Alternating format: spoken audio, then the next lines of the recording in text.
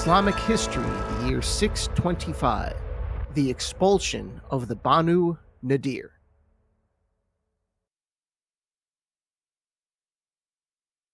A while back, just before we were talking about the Battle of Uhud, about a year before the Battle of Uhud, in real time, not our time, we went over the assassination of a Jewish tribal leader called Ka'ab ibn al-Ashraf. Now, if you remember, this man was killed by Muslims allegedly for anti-Muhammad poetry, probably, or maybe in addition, possibly raising troops for a mutiny. It really depends on who you believe in this aspect. But the Muslims, they killed this poet. We know that happened. And the poet's tribe was the Banu Nadir. And the Banu Nadir were understandably upset by this. And Muhammad, he's not dumb, he knows this. And so he said this to this tribe regarding their dead poet. He said, if he had remained as others of like opinion remain, he would not have been killed by guile. But he did us injury and wrote poetry against us. And none of you shall do this, but he shall be put to the sword. And let me translate that in modernese. He's basically saying, you may hate me, and that's okay. That's fine. I can live with it. Just keep it to yourself, and you'll be fine. However, if you criticize me in public, we are going to have a huge problem, and I just might have you killed.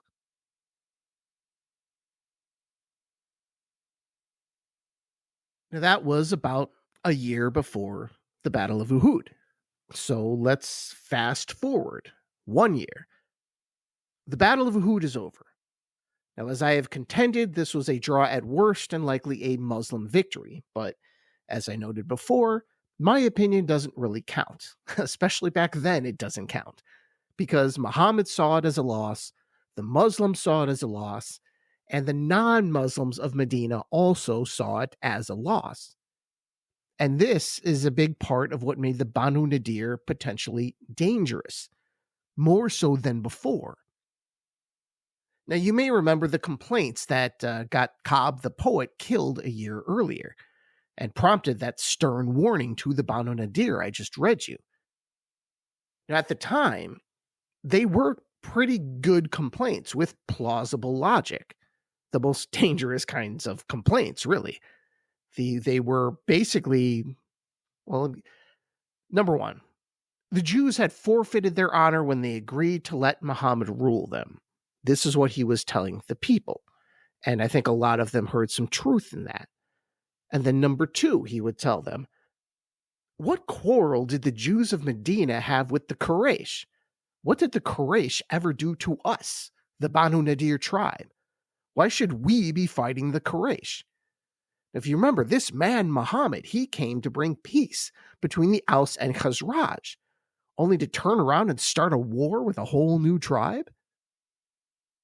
Again, another pretty valid point if you are a member of the Banu Nadir and a non-Muslim member of Medina.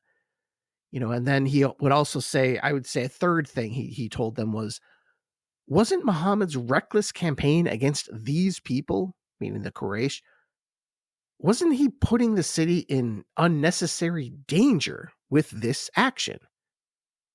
Another pretty good point.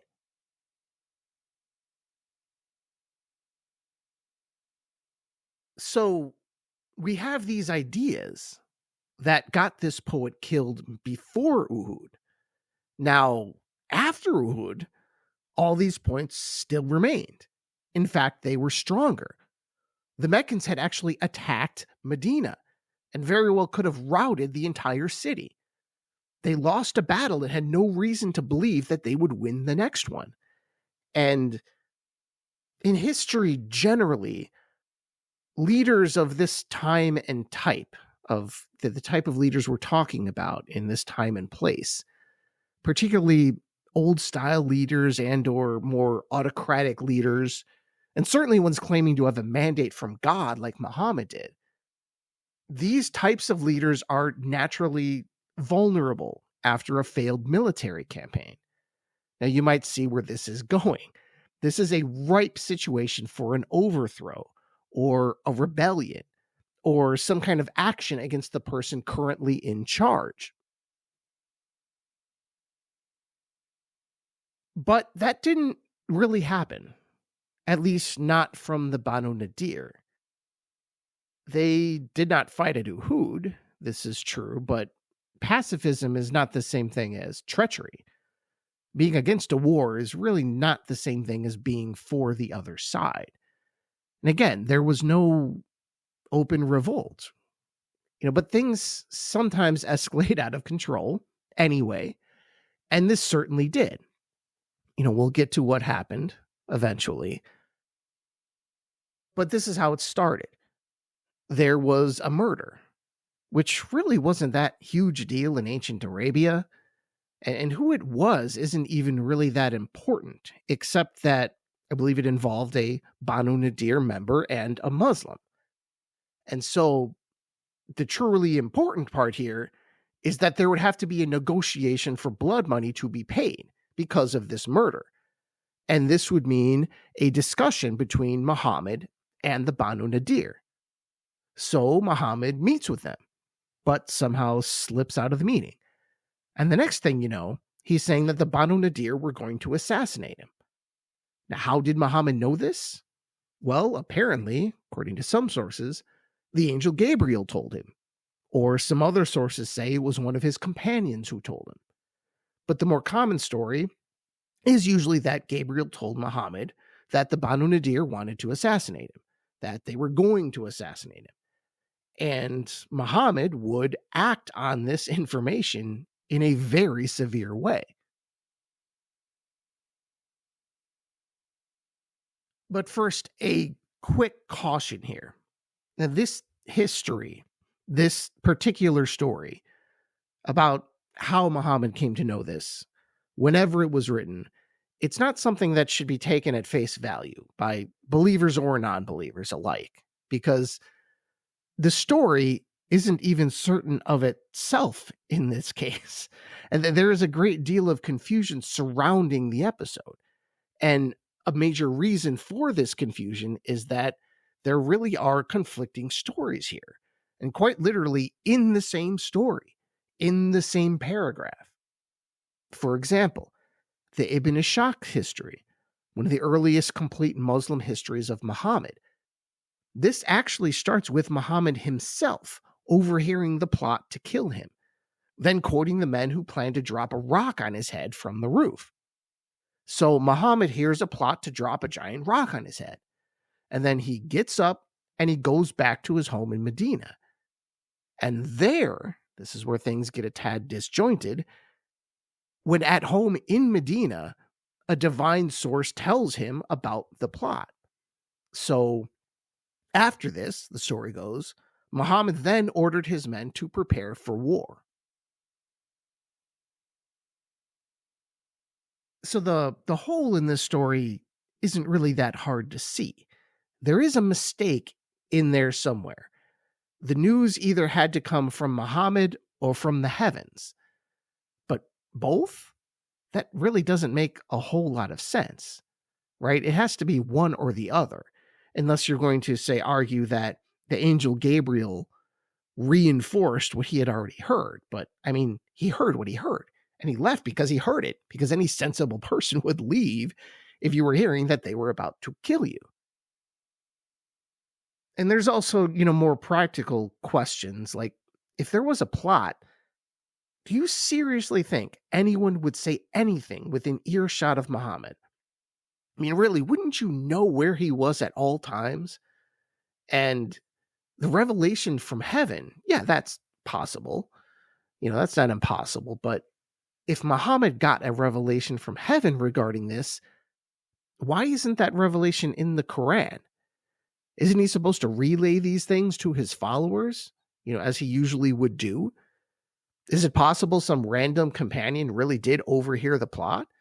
Yeah, that's plausible too, and unknowable. It's also possible the historian simply wrote down what he heard verbatim without bothering to curate or pass judgment on what he was being told by whoever it was that was telling him this story. I mean, maybe. Again, who knows? Especially because there are only Muslim sources here. There's nothing from the Banu Nadir that corroborates any of this. And that's history. We don't know. We'll never know. It's not like Muhammad wrote some kind of definitive autobiography with his side of the story in it. Neither did the Banu Nadir, so we're left with pieces and legends. The only thing we know for sure is that Muhammad moved against the Banu Nadir, and you can guess who came out on top. Of course, that part is obvious, as is the fact that this episode, this is the first instance, you could say, or first major episode or event in the uglier chapters of Jewish-Muslim conflict. The link to our present is also obvious. But what actually started this whole thing is not so obvious. Now, despite what the history books say, the actual reason the Muslims decided to come at the Banu Nadir is not crystal clear, at least in the details. But if you want to kind of read between the lines and parse out a primary reason, if you're looking at this not through a Muslim lens or even a religious lens, but through the lens of raw power, the reason can look very clear if you are a particularly cynical person. Because the Banu Nadir, from a Muslim military perspective, they were unreliable at best and potentially treacherous at worst. And like I said before, the Muslims had just lost a battle. If this was written, that lost would be in quotes, but the lost part was very important.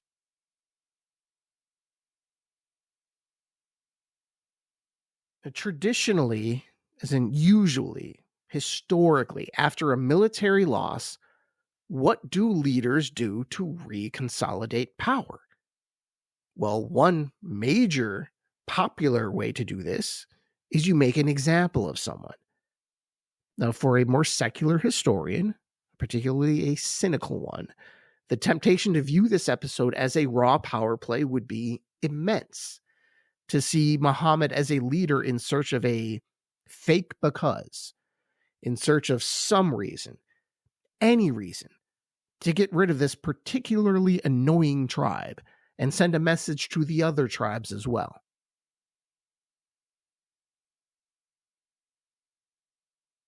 And this is a dangerous tribe, the Banu Nadir. They are dangerous to Muhammad and to his plans for Medina. That's, regardless of where you fall on this, that's real. They're not dangerous in imagination. That's a hard reality. And you can't really lose sight of that. Whatever you may think of the circumstances, if Muhammad is being a responsible leader, this is something that had to be addressed. I mean, maybe not in a specific way in the events that followed, but something had to be done. This wasn't something you could just ignore. And if Muhammad did indeed create a fake because, if he did run his own false flag op here, it wasn't because there wasn't a compelling underlying reason. There definitely was. And again, whether that reason makes it a moral action or not is certainly up to you. But again, I do want to stress that this wasn't just something that was done on a whim. But you can also see the moral danger here, particularly when you're talking about someone who's claiming to be the messenger of God. Now, this is a situation you see all the time in history. It's very common. And you will see some very, very horrible things rationalized in this kind of a situation. And it's present here too. The moral danger is clear. It's just the quick rationalizations that are just begging to be made. It's an easy justification to rationalize some extreme things. even for a good hearted person or a national entity. Let's take my country, for example. The United States has entered many wars in the past 200 years, and a decent percentage of them were entered on some very iffy premises. The oldest, most obvious one being the Mexican American War, the various Indian wars, the Spanish American War, World War I, Vietnam, pretty much any war in the Middle East. These were entered with the best of intentions by the men in charge, at least in their own minds. But often it really would come with a heavy dose of nonsense along the way. But morally, the major question is, do the ends justify the means here? Because from the perspective of the side that is gaining from this, you really can't argue the results. Some of these wars were just massive winners for America. I'm not talking about Vietnam and Iraq. I'm talking before that. These major wars that wildly increased the territory of the United States, and sometimes not even major wars, say by the standards of World War II, is some of this land was gotten very, very cheaply by modern standards. Now, we'd have far fewer resources without Texas and California and Colorado and all those others. How different does history look if the California gold rush and the early industrial oil boom, what if that happened in Mexico instead of the United States? It would have been a very unstable continent for sure, possibly.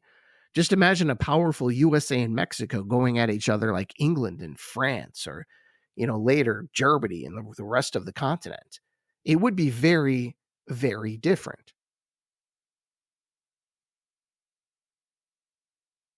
Now, for Muhammad, this was a smaller skirmish than any of those wars, but the stakes were arguably just as high because of the proximity to home. Think of it as Muhammad's Cuban Missile Crisis. It wasn't so much that he really needed the land the Banu Nadir were occupying. That would be a nice bonus, much like America's wars in the 19th century West, Gadsden Purchase, or something like that. But the more important thing was that they were right there on his doorstep. He had to be careful. So do you hope for the best? Or do you blockade Cuba until the threat is gone? Well, Muhammad would choose to blockade Cuba. Just to be clear, the Banu Nadir are Cuba in this situation. But was there really a plot to kill Muhammad? Were the Banu Nadir really planning a revolt? Now, we don't know, but it doesn't really matter. The possibility was probably enough. And going back to the death of Ka'ab a year earlier, in a strange sort of way, that had sealed the fate of the Banu Nadir. What they had done afterward kind of sealed their fate. Now, yes, they were epically dangerous for all the reasons we have discussed, but there was one more thing that was probably the icing on the cake here. Now, listen to this part closely, because for a modern person, this can be very confusing. I would have never thought of this myself, but just follow me here. Back when Ka'ab was killed, the Banu Nadir tribe never sought revenge. They never sought any kind of revenge for that killing. So, in our eyes, that looks like a fully cowed and submissive tribe. Surely not a threat, right? Wrong.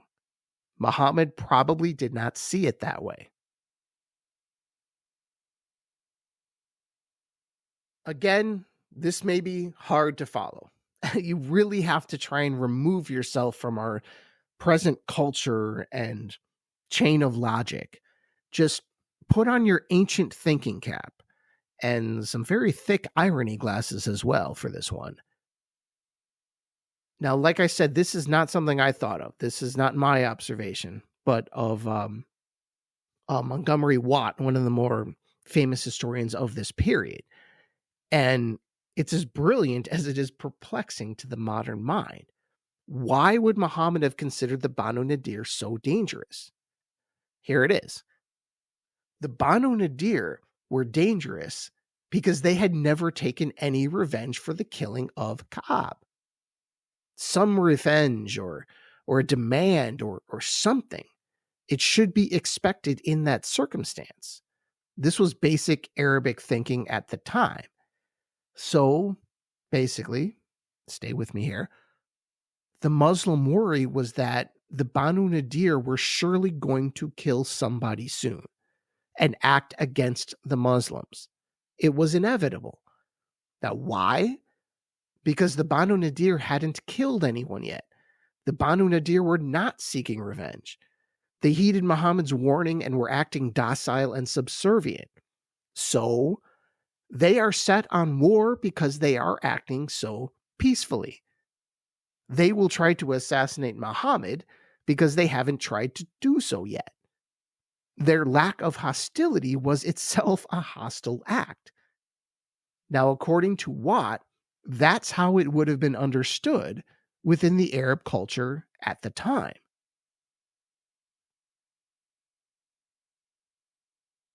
Now, if that is correct, how's that for a brain bender? It really is hard to put yourself in that headspace, isn't it? And on my end, it's so hard to explain that coherently and try to even do it dryly and avoid saying this with some kind of, or without some kind of smug modern attitude toward these people in the past. But the crazy truth is, to the people that lived there at the time, these things that seem so incredibly stupid to us, they were critical for anyone navigating the world at that time. In an earlier episode, I was less than charitable about what I tend to see often, with the smug perspective of a modern man, to be the performative nonsense in ancient societies. But in this case, here you see the importance of playing the game, of participating in the performative nonsense, right? It has to be played. It doesn't matter how stupid it is, because performative nonsense sometimes saves lives. It's an unfortunate but unavoidable aspect of the human condition. You do the silly dance, even if you do not want to do the silly dance. It might mean your life. Would it have been different if the Banu Nadir had made a token aggressive act, one that was designed to fail but save face? Would it have been different? Maybe. Now, can submission really signal aggression? Now, in this case, at least if Watt is correct, yeah, maybe.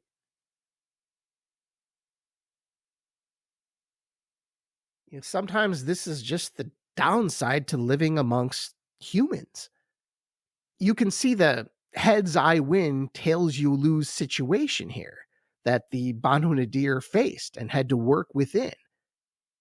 It had been and would be up to the modern day a very, very familiar position for Jewish communities. Stunningly so, really. Bafflingly so, how often this happens, and the relationship between Jewish communities and the rest of the world throughout history. Now, in this instance, I think this had more to do with Arab custom, just the old tribal paradigm, the way of thinking. I think that was a larger factor here than the more traditional phenomenon of anti-Semitism. But really, practically speaking, what does it matter? The result was the same. You can argue they weren't attacked for being Jewish, but they were Jews being attacked nonetheless, and I doubt they really cared about the reason. So, how did this play out on the ground? Well, fair or not, the Banu Nadir were given an ultimatum. Leave Medina in 10 days. but still retain a portion of the proceeds from the existing palm trees. Otherwise, you will all be killed.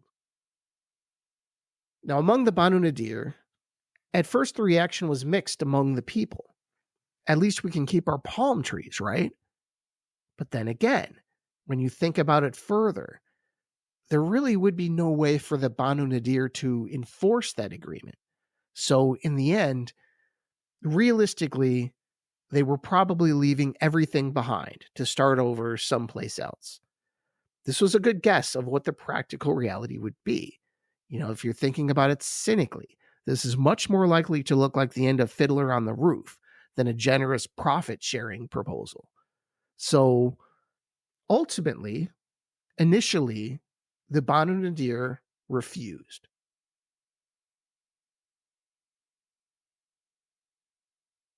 When the refusal was made, Muhammad laid siege to the Banu Nadir for 15 days.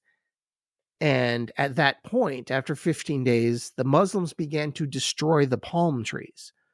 Now, my guess is these were date palms rather than ones with coconuts. I don't actually know a whole lot about trees, but I'm guessing that. So even if the Banu Nadir stayed, they would have nothing. So they re-entered negotiations with the Muslims and tried to get the original terms. But Muhammad basically told them to leave or die. They would leave their palm trees and weapons, and obviously their homes. Some of the less well-off immigrants from Mecca would move in, and this alleviated a housing shortage among the Muslims. And Muhammad also took some of this land for himself in this area. And you may notice a very ironic echo from our own time.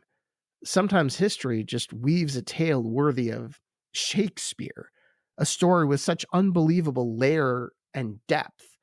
And whether this is pure coincidence is in the eyes of the beholder, but yes, this part, dripping irony and all, this actually happened.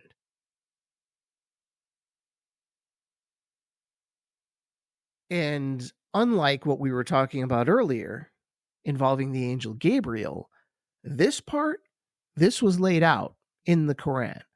This was in Surah 59, and it justifies the actions taken and lays out what's to be done with these spoils of war.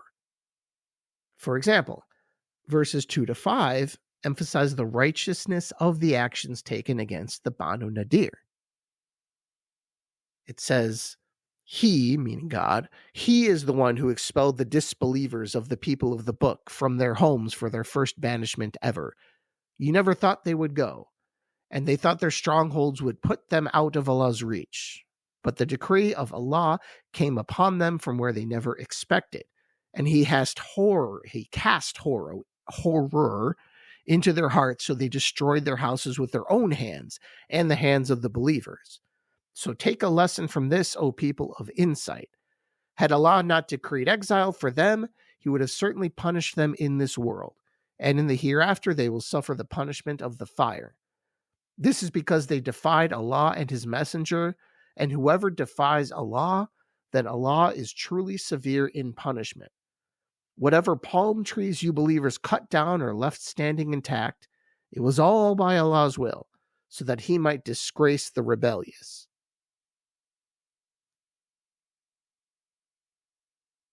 Now, in addition to that, there were some verses that talked about who gets to benefit from this financial windfall. It came from this confiscated land. Now, verses 6 to 9 tells how this will all be divvied up, and also warns those not getting anything, hey, don't be bitter or jealous, even though this isn't for you. As for the gains Allah has turned over to His messenger from them, you did not even spur on any horse or camel for such gains. But Allah gives authority to His messengers over whoever He wills. For Allah is most capable of everything.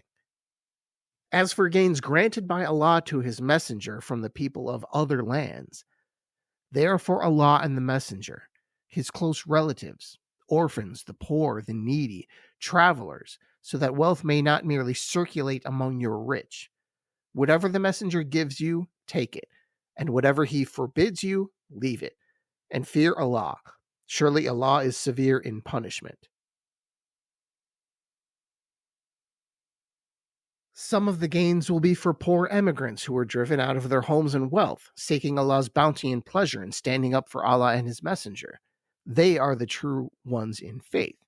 As for those who had settled in the city and embraced the faith before the arrival of the immigrants, they love whoever immigrates to them, never having a desire in their hearts for whatever of the gains is given to the immigrants. They give the immigrants preference over themselves, even though they may be in need. And whoever is saved from the selfishness of their own souls, it is they who are truly successful.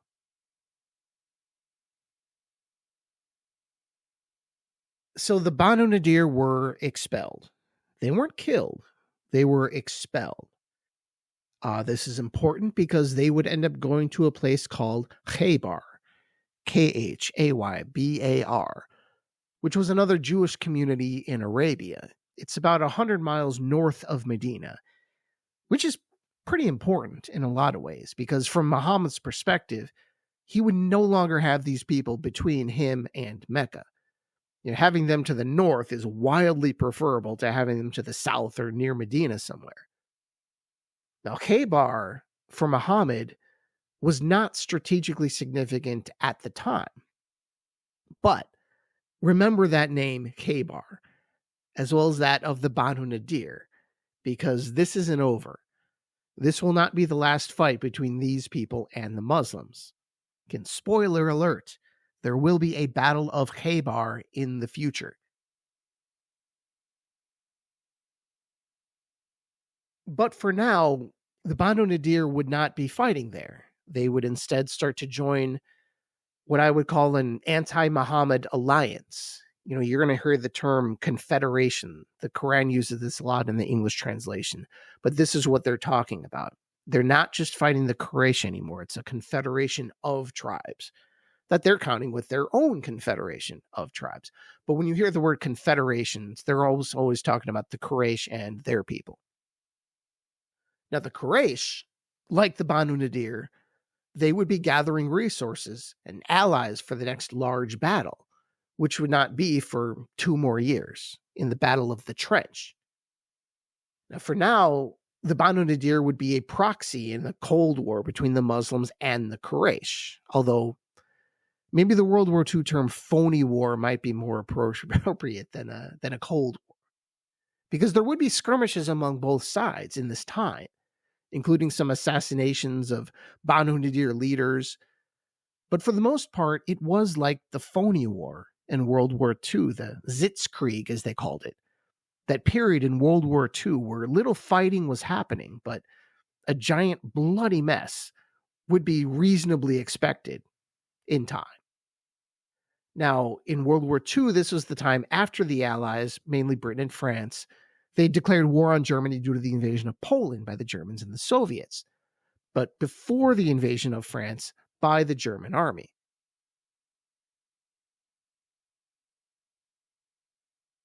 Now, for our purposes in ancient Arabia, the phony war period will be about 2 years, starting with the end of Uhud and going through the Battle of the Trench 2 years later.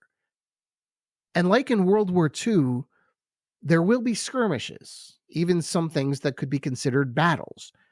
And the casualties of this phony war, funny enough, would actually exceed those of the battle that they ended up leading up to. So the comparison is far from perfect. Again, when we get to the Battle of the Trench, you're going to be stunned by these casualty figures.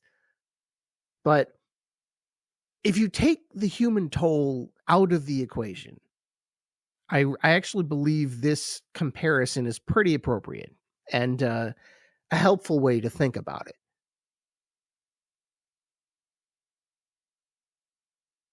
This period was a preparation, a prelude to something larger. Now, there would be several false starts and some bravado back and forth, but no major action. It was a Cold War, kind of, but a phony war, and one that everyone knew would eventually turn into a hot war. Thank you, and I'll talk to you next time.